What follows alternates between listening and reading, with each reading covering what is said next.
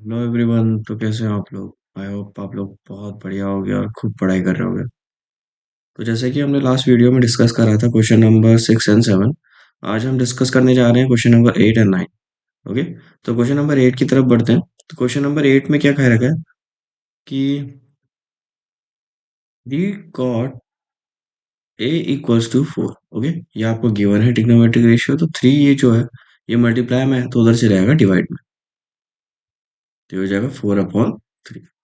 अब कॉट की जो वैल्यू होती है वो 10 की उल्टी होती है। 10 क्या होता है? Perpendicular upon base. लेकिन कॉट क्या होगा हमारा? Base upon perpendicular. तो अगर यहाँ से कंपेयर करा जाए तो बेस ये हो गया और परपेंडिकुलर ये हो गया। नहीं, ये ट्रिग्नोमेट्रिक रेशियो है। ठीक है, रेशियो कभी भी एक्चुअल वैल्यू नहीं होती, तो हमें लेट करना पड़ेगा। Late base equals to 4x और perpendicular equals to 3x। Okay. Angle क्या है? ए। तो मैं पहले अपने डायग्राम में लेबल कर देता हूँ। बी पे मैं मान लेता हूँ 90 डिग्री है, और ये मेरा एंगल ए है। और हर एक देखो, आप यहाँ पर क्वेश्चन में देख सकते हो सब में ए ही दे रखा है, तो कोई एंगल चेंज करने की जरूरत नहीं है। और हमारा परपेंडिकुलर जो बेस है वो भी फिक्स रहेगा। तो एंगल ए के लिए अगर मैं देखूँ तो परपेंडिकुलर क्या होगा? उसके सामने वाला परपेंडिकुलर तो 3x, और बाकी जो बचा वो क्या होगा? Base 4x। और ए सी हमारा क्या होगा? हाइपो होगा। वो तो फिक्स्ड है, हाइपो की वैल्यू तो फिक्स रहती है क्योंकि वो हमेशा 90 डिग्री के सामने वाला होता है। अब सबसे पहले जो हम यहाँ पर काम करेंगे वो करेंगे, हम लोग यहाँ पर अपना हाइपो फाइंड आउट कर लेंगे। ठीक है। तो by Pythagoras theorem, Pythagoras theorem क्या होता है? पाइथागोरस थ्योरम, जो ए सी का स्क्वायर होगा वो बराबर होगा A B square plus C B square के। मतलब जो हाइपो का स्क्वायर होगा वो इक्वल होगा किनके स्क्वायर के? उसके बेस और परपेंडिकुलर के स्क्वायर के सम के बराबर होगा। ठीक है। अब यहाँ पर अपनी वैल्यूज रखते हैं जो जो हमें गिवन है। ए सी स्क्वायर की वैल्यू निकालेंगे। ए बी हमें कितना गिवन है क्वेश्चन में? देखते हैं। ए बी 4x गिवन है। ठीक है, ये रहा। ए बी हो गया हमारा 4x का स्क्वायर, प्लस दूसरा बेस, सॉरी परपेंडिकुलर, जो कि हमारा 3x है। तो यहाँ पर इसकी वैल्यू फाइंड आउट करेंगे तो ये हो जाएगा 16x स्क्वायर, प्लस ये हो जाएगा 9x स्क्वायर। 16 + 9 कितना होता है? 25। बाकी बचा एक्स स्क्वायर। ठीक है। और ये किसकी वैल्यू है? ये है ए स्क्वायर की वैल्यू। तो on square rooting both side, square root करते हैं दोनों साइड, तो ये हमारा हो जाएगा। आपको पता है कि स्क्वायर रूट से जब हम बाहर निकालेंगे वैल्यूज तो पेयर निकालते हैं। ठीक है। तो ए सी स्क्वायर का मतलब ए सी इंटू ए सी, तो एक ए सी बाहर आ जाएगा। ऐसे 25 का जो फैक्टर होता है 5 × 5 होता है, तो एक 5 बाहर आ जाएगा। और एक्स स्क्वायर का एक्स इंटू एक्स, तो एक एक्स बाहर आ जाएगा। ये हो गई आपकी वैल्यूज। ठीक है। ये वैल्यू किसकी होगी? आपकी हाइपो की वैल्यू होगी। तो हम इसे अपने डायग्राम में लिख देते हैं। और एक चीज ध्यान रखना कि यहाँ पर आप यूनिट्स लिख देना, क्योंकि हमें सेंटीमीटर या मीटर कुछ गिवन नहीं है। तो यहाँ इनके पीछे यूनिट्स लिख देना। तो हमारी जो एसी की वैल्यू थी वो कितनी आई थी? 5x। ओके। अब हमें हमारा हाइपो मिल चुका है। तो सबसे पहले हम लोग क्या करेंगे, क्योंकि हमें क्वेश्चन में बोल रखा है कि चेक वेदर, तो हमें चेक करना है क्या?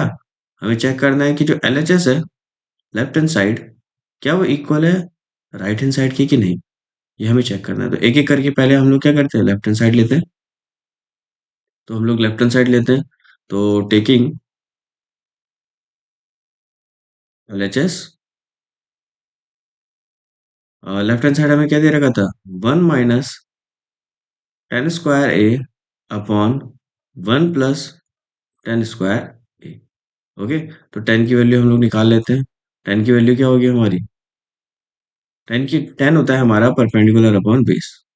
डायग्राम में देखते हैं कि परपेंडिकुलर कौन है, बेस कौन है। तो एंगल ए के लिए जो परपेंडिकुलर है वो है 3x, और बेस हो गया हमारा 4x। तो वैल्यू पुट कर देते हैं। तो 3x/4x, एक्स से एक्स कैंसिल आउट, तो बचा कितना? 3/4। इसकी वैल्यू को हम लोग पुट करते हैं यहाँ पर। ठीक है, एक यहाँ पर और यहाँ पर। चलिए पुट करते हैं। 1 माइनस, तो ये हो जाएगा आपका टोटल 3/4 का स्क्वायर। अब ये जो अपॉन है मैं इसको यहाँ लिख देता हूँ डिवाइड में। ठीक है, एक ही बात है। ब्रैकेट के अंदर 1 प्लस अगेन 10a जो कि 3/4 है उसका स्क्वायर। आई होप इतना क्लियर होगा सबको। ठीक है। अब हम लोग यहाँ पर एलसीएम लेते हैं, पहले हम लोग स्क्वायर ओपन करते हैं। 3 का स्क्वायर होता है 9, 4 का स्क्वायर होता है 16। ठीक है। दूसरा 1 प्लस अगेन 3 का स्क्वायर होगा 9 और 4 का स्क्वायर होगा 16। अब यहाँ पर हम लोग एलसीएम लेते हैं। ठीक है, यहाँ इसके नीचे कुछ नहीं, मतलब 1, ऑब्वियस सी बात है। बनाना कितना है हमें? 16 बनाना है। तो ये हमने 16 बनाया, यहाँ पर भी हमने 16 बनाया। ओके। तो जब हमने ऊपर वालों को क्या करा, 16 - 9, अब क्योंकि यहाँ पर डिनोमिनेटर सेम आ चुका है, डिवाइडेड बाय 16 + 9 अपॉन 16। सॉल्व करेंगे तो ये 16/9 हो जाएगा 7/16। सॉरी, 16 - 9 हो जाएगा 7/16। और ये हो जाएगा हमारा 25/16। ओके। अब इसकी वैल्यू को हम लोग क्या करते हैं, रेसिप्रोकल करते हैं, क्योंकि हमें पता है, हमने पढ़ रखा है कि अगर जैसे ही हम लोग डिवाइड को मल्टीप्लाई में चेंज करेंगे तो सामने वाला रेसिप्रोकल हो जाता है। ठीक है, ये हम लोगों ने फ्रैक्शंस, डिवीजन ऑफ फ्रैक्शंस में पढ़ रखा है। ठीक है, कि फ्रैक्शंस को कैसे डिवाइड करा जाता है। तो 16 से 16 कैंसिल आउट, तो जो हमारी लेफ्ट हैंड साइड की वैल्यू आ गई वो क्या आ गई, जो कि हमारा 1 - 10² a था अपॉन 1 + 10² a था, उसकी वैल्यू कितनी आ गई हमारी, उसकी वैल्यू हमारी आ चुकी है 7/25। देख सकते हैं आप। ठीक है, तो न्यूमरेटर में है 7 और डिनोमिनेटर में है 25। तो ये आ गया हमारा एलएचएस। आइए प्रूफ करते हैं कि ये आरएचएस के इक्वल है।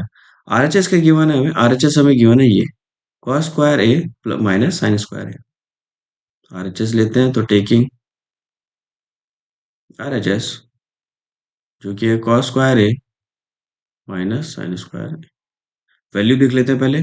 तो कॉस ए हमारा कितना होगा और हमारा साइन ए कितना होगा। कॉस हमारा होता है बेस अपन हाइपो। तो बेस कितना है हमारे पास, डायग्राम में देखते हैं, ये रहा बेस 4x और हाइपो 5x। ओके, तो ये हो जाएगा 4x अपॉन 5x।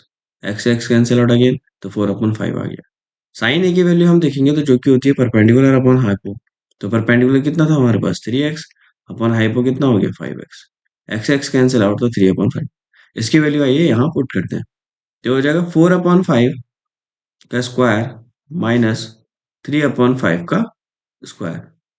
4 का स्क्वायर कितना होता है 16, 5 का 25, माइनस 3 का स्क्वायर 9 और 5 का स्क्वायर 25। तो जो हमारी आरएचएस है वो आ गया हमारा कितना, ये जो था हमारा कितना आ गया, ये आ गया हमारा 16 - 9। ठीक है, ऊपर वाले क्या हो जाएंगे, माइनस हो जाएंगे, तो ये आ जाएगा 7/। आप देख सकते हैं यहाँ पर ये, और जो हमारा इससे पहले था क्या था, ये देखिए आप। ठीक है, तो एलएचएस, ये रहा एलएचएस और ये रहा हमारा आरएचएस, ये दोनों क्या आ चुके हैं इक्वल। तो हम लिख देंगे, हाँ इक्वेशन डाल देते हैं इनको। ये हो गया हमारी इक्वेशन 1 और ये हो गई हमारी इक्वेशन, बाद में ले लेंगे हम लोग फ्रॉम इक्वेशन 1 एंड क्या हो गया, फ्रॉम इक्वेशन 1 एंड 2 जो हमारा एलएचएस है वो इक्वल आ गया हमारे आरएचएस के, हैंस प्रूव। अब ये सबको समझ आया होगा, काफी इजी क्वेश्चन था। ठीक है, एक बार और देख लीजिएगा वीडियो जिसको नहीं समझ आया। ठीक है, आइए नेक्स्ट क्वेश्चन में बढ़ते हैं। तो नेक्स्ट क्वेश्चन हमें क्या बोलता है, नेक्स्ट क्वेश्चन हमें बोलता है कि जो 10a है उसकी वैल्यू हमें दे रखी है 1/√।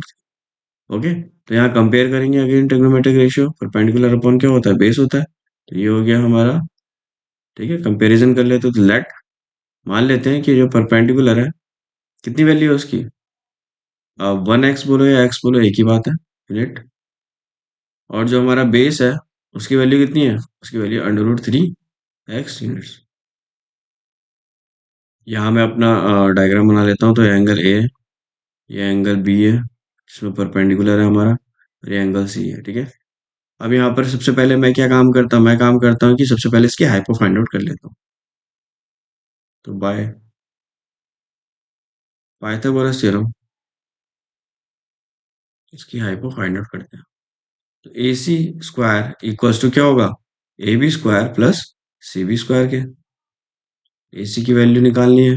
ए बी कितना गिवन है हमें, यहाँ मैं डायग्राम पे लिख देता हूँ, ठीक है। अब यहाँ पर मैं देखता हूँ कि मेरा 10A मतलब एंगल ए होना चाहिए, ठीक है। 10A, ए के लिए सामने वाला परपेंडिकुलर होगा, और परपेंडिकुलर हमें कितना दे रखा है, एक्स दे रखा है, तो एक्स मान लेते हैं। बाकी बेस कितना हो गया हमारा, √3x। तो वैल्यू पुट करते हैं, तो ए बी की वैल्यू √3x का स्क्वायर प्लस सी बी कितना है हमारा, एक्स का स्क्वायर। ओके, तो अब यहाँ पर आगे बढ़ते हैं हम लोग। तो ए सी स्क्वायर कितना आएगा हमारा, √3 का स्क्वायर कितना होता है, तो √3 मल्टीप्लाइड बाय √3, तो ये कितना आ जाएगा, 3 आ जाएगा। तो 3x² प्लस ये कितना आ जाएगा, x²। 3 प्लस इसके आगे कुछ नहीं मतलब 1, 3 और 1 कितना हो गया, 4x²। अब इतना क्लियर होगा सबको, हम स्क्वायर रूटिंग बोथ साइड, तो स्क्वायर रूट करते हैं दोनों साइड, तो ये हो जाएगा आपका 4x² √1। ए सी बाहर आ जाएगा, 4 आपको पता है 2 × 2 होता है, तो एक 2 बाहर आ जाएगा। x² होता है x × x, तो एक x बाहर आ जाएगा। तो जो हमारा हाइपो आ चुका है वो कितना आ चुका है हमारा, 2x आ चुका है, ठीक है। डायग्राम में शो कर देते हैं, ये है 2x।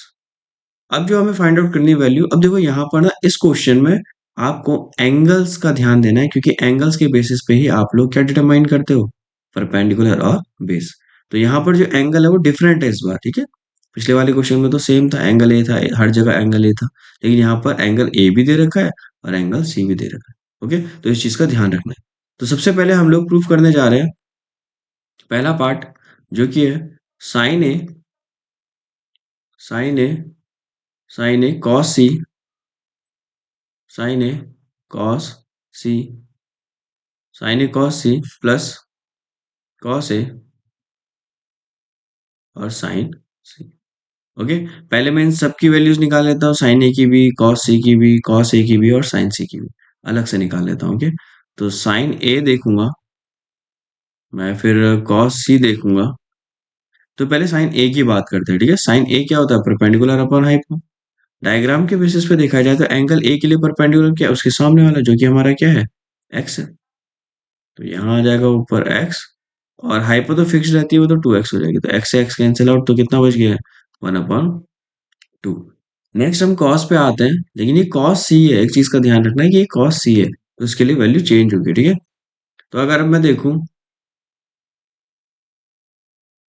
तो कॉस सी, एंगल सी के लिए परपेंडिकुलर कौन होगा, ये सामने वाला, लेकिन बेस क्या होगा, ये, ठीक है। तो बेस चाहिए फिलहाल हमें, क्योंकि कॉस है, तो हमें बेस चाहिए जो कि है एक्स, और हाइपो तो फिक्स्ड है, वो है 2x। एक्स से एक्स कैंसिल आउट, तो जो कॉस सी की वैल्यू आ गई वो आ गई 1/2। ओके, नेक्स्ट वैल्यू जो हमें चाहिए वो चाहिए कॉस ए की वैल्यू। और cos A again base upon hypo होता है, बट याद रखना कि एंगल डिफरेंट है, तो हमारा बेस भी डिफरेंट होगा। इस बार एंगल हमारा क्या है, एंगल ए ये रहा, ठीक है। एंगल ए के सामने वाला परपेंडिकुलर, बाकी ये बेस।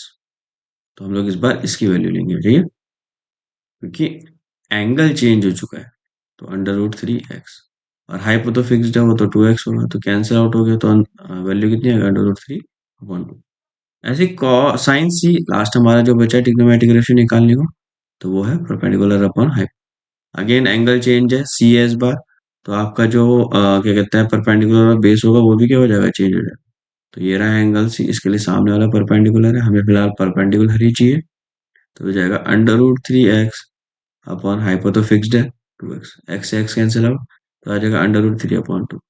आई होप इतना क्लियर होगा, सारी वैल्यूज हमने निकाल दी है। अब यहाँ पुट करते हैं, साइन ए की वैल्यू थी 1/2 मल्टीप्लाइड बाय कॉस सी की वैल्यू 1/2 प्लस कॉस ए की वैल्यू √3/2 मल्टीप्लाइड बाय साइन सी की वैल्यू √3/। अब न्यूमरेटर न्यूमरेटर से मल्टीप्लाई, डिनोमिनेटर डिनोमिनेटर से, ठीक है। तो 1 × 1 कितना हो जाएगा, 1, 2 × 2 कितना होता है, 4, प्लस √3 और √3 कितना होगा, 3, और 2 × 2 कितना होगा, अगेन 4। ओके, 3 + 1 कितना होता है, 4, और अपॉन 4 कैंसिल आउट हो जाएगा, तो कितना आ जाएगा। तो ये हमारा फर्स्ट पार्ट फाइंड आउट हो चुका है, ठीक है। आई होप इतना क्लियर होगा सबको कि फर्स्ट पार्ट हमें किस तरीके से करना था और किन चीजों का ध्यान रखना था, ठीक है। जो चीज ध्यान रखने वाली थी वो क्या थी, हमारी एंगल थी।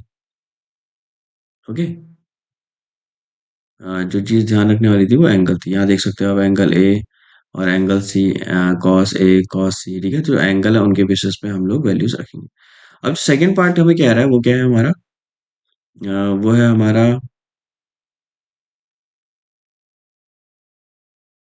जो सेकंड पार्ट है वो हमें cos A cos C, cos A cos C minus cos A cos C sign A sign C, sign A sign सी। देखो इसमें कुछ ज़्यादा मेहनत करने की ज़रूरत नहीं है क्योंकि आपने फर्स्ट पार्ट में सारी वैल्यूज निकाल चुके हो। तो अब इनकी वैल्यूज को ही हमें यूज़ करना है और यहाँ पर रखना है। तो कॉस ए हमारा कितना हो गया, √3/2 मल्टीप्लाइड बाय कॉस सी हमारा कितना हो गया, देख सकते हो आप, ठीक है, कॉस ए हो गया हमारा ये √3/2, कॉस सी हमारा हो गया 1/2, वैल्यू पुट करते हैं, माइनस साइन ए कितना हो गया हमारा 1/2 मल्टीप्लाइड बाय साइन सी कितना हो गया हमारा √3/2। आई होप इतना क्लियर होगा। तो न्यूमरेटर न्यूमरेटर के साथ मल्टीप्लाई तो √3, और डिनोमिनेटर डिनोमिनेटर के साथ तो 4, माइनस न्यूमरेटर न्यूमरेटर के साथ अगेन √3, और 2 × 2 मतलब डिनोमिनेटर डिनोमिनेटर के साथ 4। तो ऊपर आ गया √3 माइनस √3/4। अब देख सकते हैं सेम वैल्यू है तो कैंसिल आउट हो जाएंगे, तो 0/4। तो आंसर कितना आ गया हमारा 0। तो ये हो गया सेकंड पार्ट में प्रूव। आई होप सबको यहाँ तक समझ आया होगा, ठीक है। Like share and subscribe, thank you so much.